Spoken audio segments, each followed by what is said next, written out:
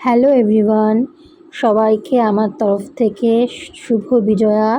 বড়রা আমার প্রণাম নিও, ছোটরা আমার ভালোবাসা। আজকে একাদশীতে আমরা কেউই ভাত খাবো না বা আমরা কেউ চালের কিছু খাবো না। তো আজকে বাড়িতে যেহেতু পরোটা, লুচি এসব বানানো হবে, মা সাবুর পায়েস করছে। সাবুর পায়েসটা খেতে বেশ ভালোই হয়। তার জন্য মা প্রথমেই দুধটাকে ফুটিয়ে নিয়েছে গাঢ় করে, তার মধ্যে নকুলদানা দিয়েছে। নকুলদানা দিয়ে দুধটাকে একটু মিষ্টি করে নিল।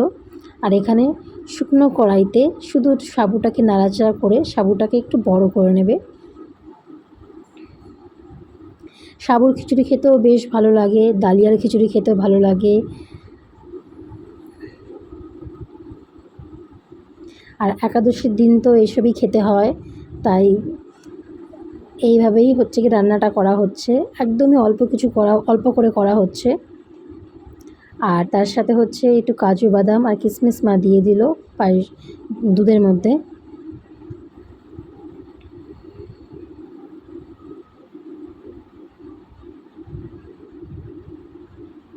এবার কিছুক্ষণ নাড়াচাড়া করলেই আমাদের সাবুর পায়েসটা একদম রেডি। আর সত্যি বলতে খেতে খুবই ভালো হয়েছে। সবার বাড়িতে ট্রাই করে দেখতে পারো, একাদশীর দিনে খেতে খুব ভালো লাগে। আমার যদি ভিডিওটা ভালো লেগে থাকে তাহলে অবশ্যই লাইক করে দিও। টাটা।